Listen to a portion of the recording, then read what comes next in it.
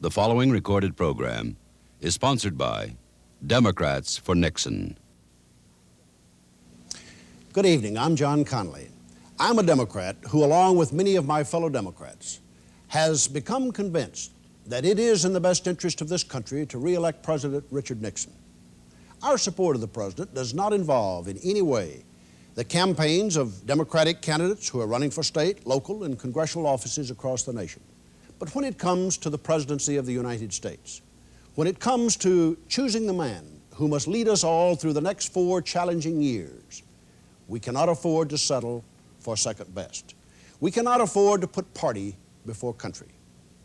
Tonight, I want to discuss with you why millions of Democrats this year have determined that they should cast their votes for President Nixon and reject the candidacy of Senator McGovern. People vote one way or another in a presidential race for a variety of reasons. They may feel very strongly for a candidate, or they may feel very strongly against a candidate. They may like the type of leadership the country has, or they may not like it. They might even vote strictly because of party label. Many Americans and many Democrats are making their decision this year on the fundamental question of confidence. Which of the 2 major candidates, they're asking, should be entrusted with the duties and responsibilities of the most important elective office in the world? Which one has earned our confidence? Which one is the strongest leader? And above all, which of these men favors policies which will maintain the basic security of our country and safety of its people? The answer, I think, is clear. That's why so many Democrats this year agree with John Kennedy's comment that sometimes party loyalty asks too much. The next President of the United States may have it in his power to create a generation of peace, to build on the progress toward a peaceful world that President Nixon has made in Peking, in Moscow, and in capitals around the world. But to do this, the next president will have to be a man that other nations can trust and respect. And he will have to stand for policies and programs that will keep America strong and healthy, militarily, economically, and morally. These past 4 years have produced days of greatness in American foreign policy, days of which all Americans can be proud. There was the opening up of the communist world of Eastern Europe for the first time to an American president. A president who has journeyed behind the Iron Curtain to the capitals of Romania, Yugoslavia, and Poland to inaugurate a new era of aggressive American diplomacy. There was that memorable moment when a president of the United States, for the first time in history, set foot upon the mainland of China to sit down and negotiate with the leaders of the most populous nation on earth, a nation with which Americans had had no real communication in more than 20 years.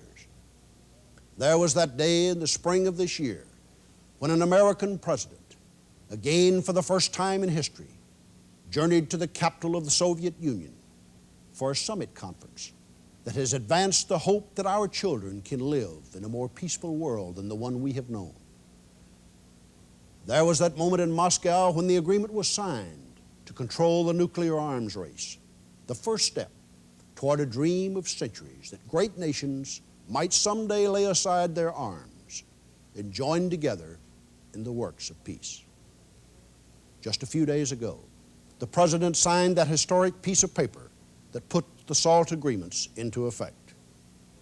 These historic moments, these advances toward a more peaceful, more open world, must be credited to the leadership of President Richard Nixon, the youngest elder statesman of our era. But they're not simply the splendid achievements of Richard Nixon. They must be credited to others as well. They are the fruit of a third of a century of American leadership. They are the result of steadfastness, wisdom, and courage on the part of not one, but 6 American presidents, 4 Democrats and 2 Republicans.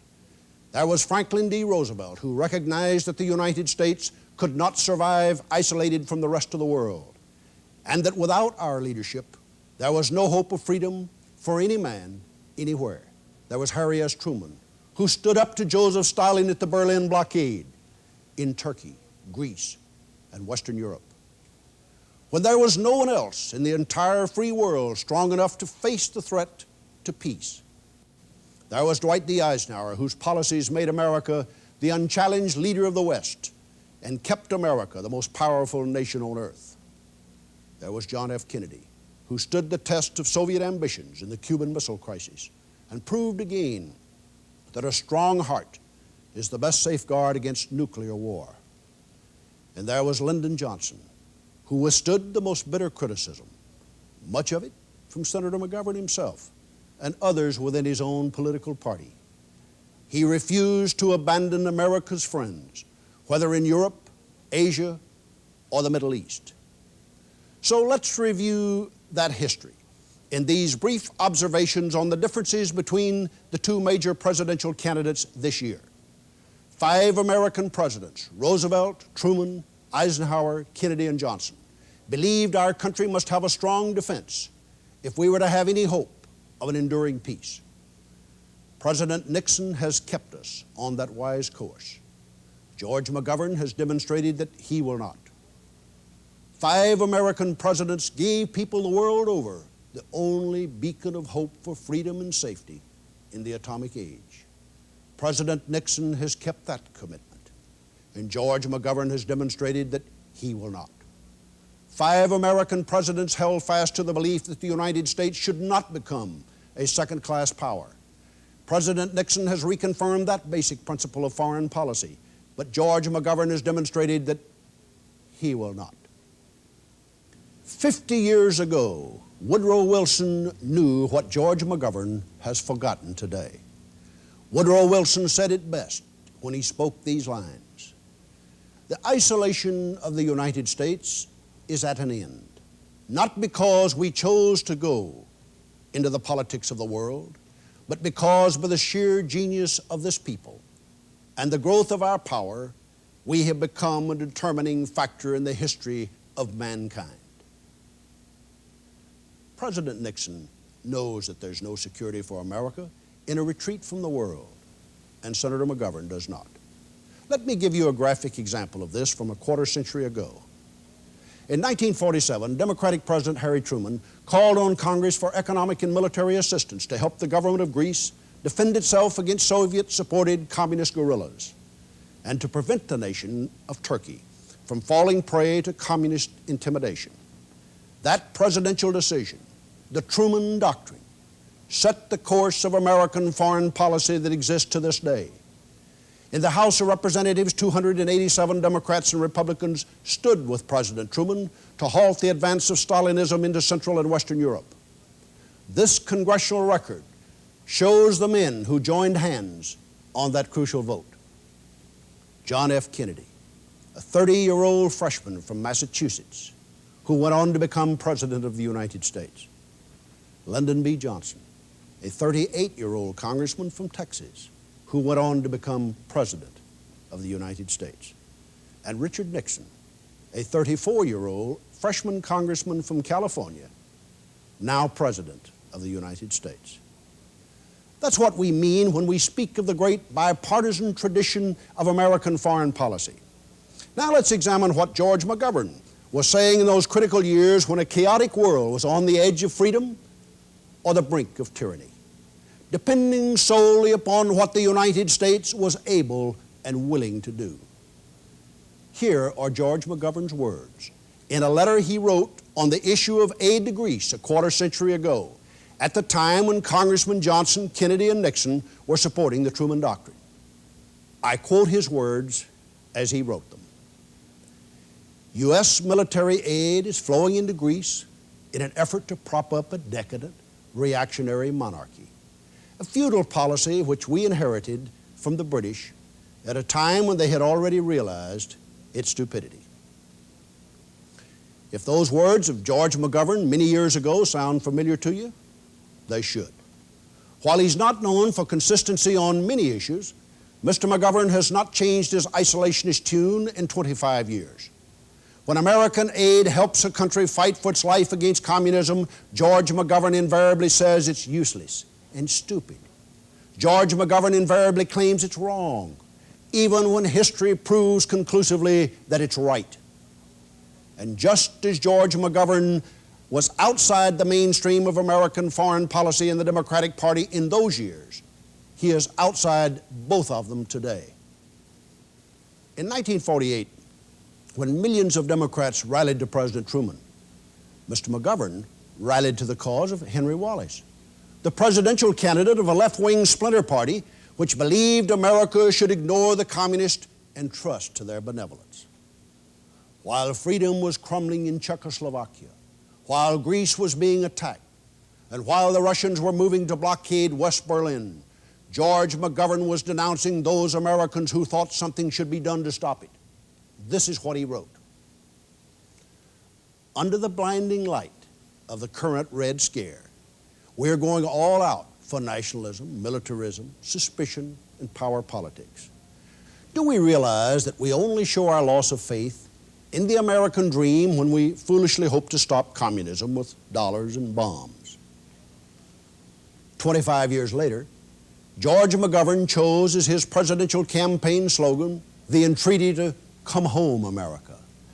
Judging by his record of the past, it's small wonder that to millions of Americans, Democrats, Republicans, and independents, that slogan smacks of something we rejected a long time ago, whether we like it or not.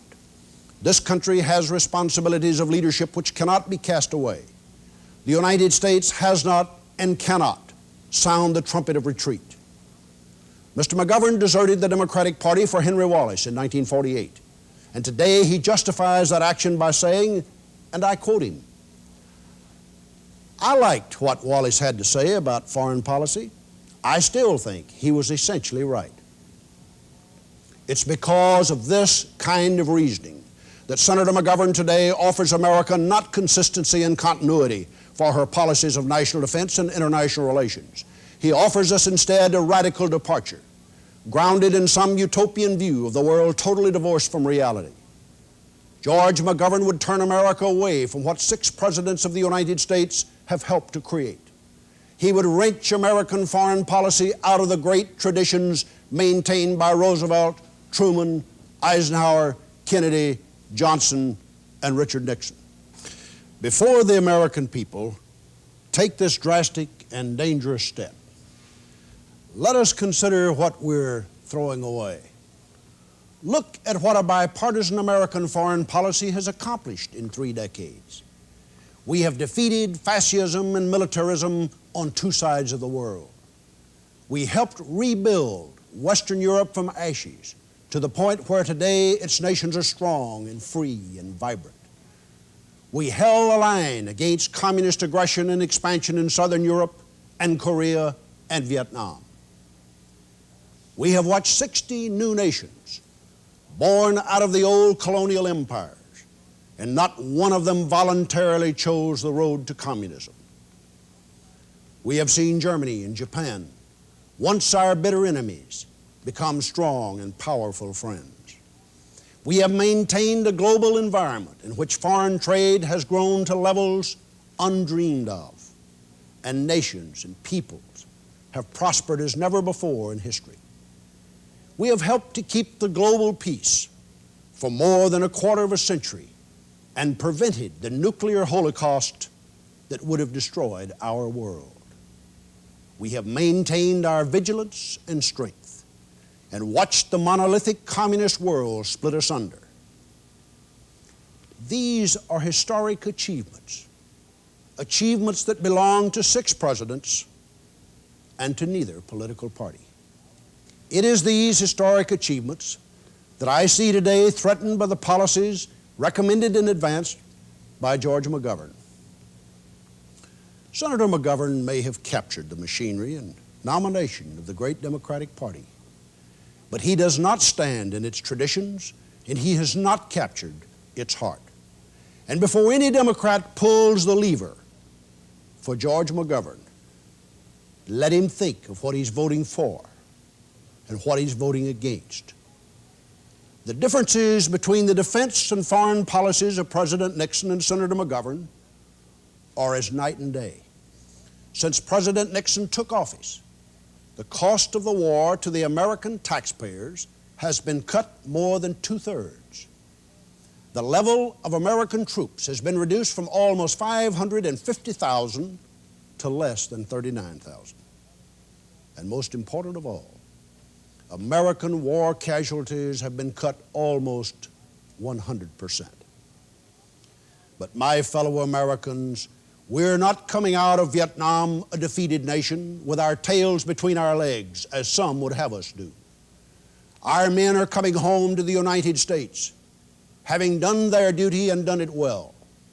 And they deserve gratitude and praise for the responsibilities they have met in the tradition of other young Americans who have done their duty to their country. What does Senator McGovern propose we do? He says we must shut off all military and economic aid to South Vietnam, despite the fact that the communist powers continue to fuel the war machine of the North Vietnamese invaders.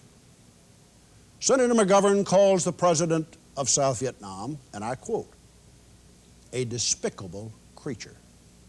He compares the President of the United States to Adolf Hitler and Ho Chi Minh to George Washington. Senator McGovern claims the communists have, and I quote, been more careful in the way that they deal with the villagers than we have.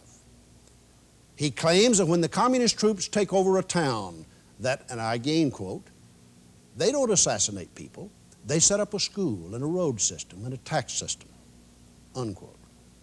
Like the Binh Dinh province, one supposes, or the city of Hue, where the bodies of thousands of murdered civilians were uncovered after American and South Vietnamese troops drove the communists from the city. We have a right to ask Senator McGovern, if the communists treat the villagers so well and Americans treat them so badly, why do all the refugees head for the South Vietnamese lines and none of them can be seen heading for the communist lines? On the question of prisoners, Mr. McGovern has said that after cutting off all aid to South Vietnam and pulling all troops and ships and bases out of Southeast Asia, he would take it on faith that Hanoi would let our men go. And if that didn't work, he would do a little begging to Hanoi. Begging is better than bombing, he says. Well, President Nixon has another way. When he is reelected, I can promise the American people this: the last American warplanes will not leave South Vietnam. The last American warship will not sail out of the Tonkin Gulf unless and until they have every single one of our American prisoners aboard. What about amnesty for draft dodgers? This issue tells you something about the two candidates, and the choice is also clear. Senator McGovern puts a high priority on amnesty for those who ran off to Canada and Sweden. When President Nixon is reelected, there will be no blanket, unconditional amnesty for draft dodgers and deserters. 2.5 million young Americans answered the call to arms to serve in this unpopular war. Thousands died for their decision. A small handful ran away to Canada and Sweden, and they're going to have to live with their decision. The real heroes of this generation are not those who fled, but those who served. They have risked their lives in the service of their country, and they have nothing to apologize for. There are also vast differences in the way the two candidates would deal with Europe and the Soviet Union. When President Nixon sits down at the negotiating table, you can be sure he conducts himself as the leader of the greatest and strongest democracy on earth. That method of dealing with the Soviets has produced agreements on trade, on scientific and medical exchanges, and most important of all, agreements to control the deployment of nuclear weapons. Senator McGovern looks at the Soviets another way. When a writer for Fortune magazine asked what he would do if the Soviets attempted to confront him the way they did John F. Kennedy in the Cuban Missile Crisis, or President Nixon in the Middle East, Senator McGovern said, and I'm quoting, "I don't believe the Soviets would even try to test me because I think they would regard me as a friend and would do everything they could to keep my friendship, unquote. Now let me repeat that. And I'm quoting, I don't believe the Soviets would even try to test me, Senator McGovern says, because I think they would regard me as a friend and would do everything they could to keep my friendship, unquote. If George McGovern believes that, he is not living in the real world. The Soviets do not make foreign policy decisions on the basis of whether they like or dislike Western personalities. They make foreign policy decisions on the basis of communist ideology and Soviet national interest. Anyone who thinks otherwise does not belong in the Oval Office of the White House. With this naive view of the Kremlin, Senator McGovern has made proposals to cut an unprecedented $32 billion worth of men and weapons out of the United States defense budget. Senator McGovern likes to say he just wants to trim the fat. He claims he wants to stop the big, costly projects. He says he's against overkill. Well, every American leader worth his salt wants to hold the line on exorbitant spending in the defense budget and every other budget. Every American leader wants to eliminate waste and inefficiency. But Senator McGovern's proposals go far beyond that. Senator McGovern not only wants to trim the fat, he wants to cut out the muscle of our national defense. Let me show you precisely what he has recommended. If Senator McGovern has his way, the Marines would be cut by 1/3. The number of Navy warships would be cut in half. Our aircraft carrier fleet would be reduced from 16 down to 6. 50% of our American fighter planes would be cut out of the Air Force. The total United States Armed Forces level would be cut to a point lower than at the time of Pearl Harbor. Senator McGovern's massive cuts of our forces in Western Europe would be made without any reciprocal reductions in Soviet forces in Eastern Europe. He would shift the European balance of power decisively in favor of the Soviet Union. Senator McGovern says quite clearly that he wants to reduce the ships and manpower of the 7th Fleet in the far Pacific and the 6th Fleet in the Mediterranean. Not a small reduction, but cut these forces in half. He wants to reduce our naval air squadrons by a full 80%. An 80% cutback despite the dangerous turmoil in Southeast Asia and the Middle East. What would this mean in the Mediterranean, where the Soviet Union has been putting more and more sea power? Basically, it means that the Mediterranean would be on the verge of becoming a Soviet lake, and the fate and future of Israel would be decided not in Tel Aviv, but in Moscow. Senator McGovern would scrap 2/3 of the American bomber force. He would halt all improvements being made in the American missile force. He would move the United States from a position of strategic parity with the Soviet Union to a position of strategic inferiority. The United States would run the risk of becoming a second-class power in a world where it is dangerous for any democracy to be second class. The McGovern defense budget is the most dangerous document ever seriously put forth by a presidential candidate in this century. It would end United States military leadership in the world. It would make us inferior in conventional and strategic weapons to the Soviets. It would invite the kind of probing and aggression in Europe responsible for the last 2 wars. Senator Hubert Humphrey, the Democratic nominee in 1968 and a candidate in 1972, said that the McGovern defense budget would cut into the very muscle and fiber of American defense and jeopardize national security. Senator Henry Jackson, the most knowledgeable Democrat in the Senate on defense, has said that McGovern is running on a, and I quote, platform of national weakness, unquote.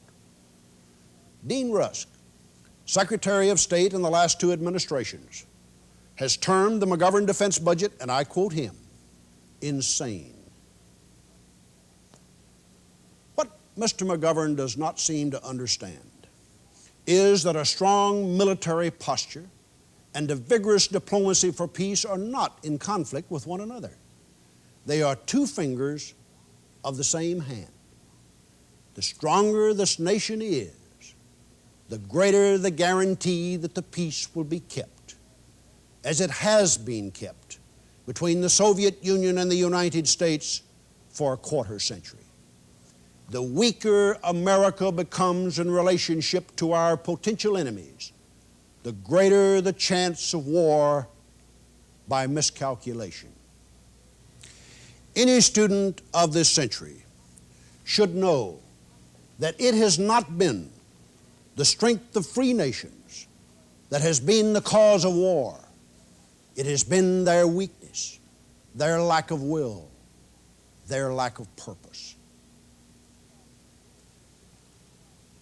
2,000 years ago, the Chinese built a wall to protect themselves against invaders.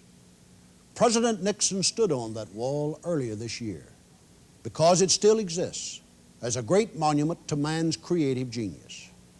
But the Mongol hordes which swept across the Gobi Desert were not deterred by the Great Wall of China any more than the Germans were deterred by the Maginot Line. And we can't build a wall high enough around this country to hide from our responsibilities as a great nation.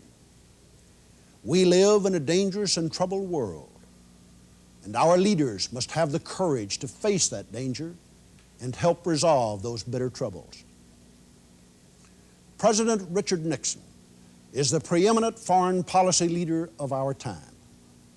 When a Southeast Asia treaty is finally hammered out, as it will be, I believe he is better qualified to represent the interest of this country than Senator McGovern. When the next round of the disarmament negotiations begins, we might ask ourselves, which man, Richard Nixon or George McGovern, is the better man to sit across that table from Leonid Brezhnev? All of this is what's really at stake on November the 7th for the people of the United States. Senator McGovern has a right to believe whatever he wants to believe. I do not question his sincerity or even his good intentions. But sincerity and good intentions are not enough.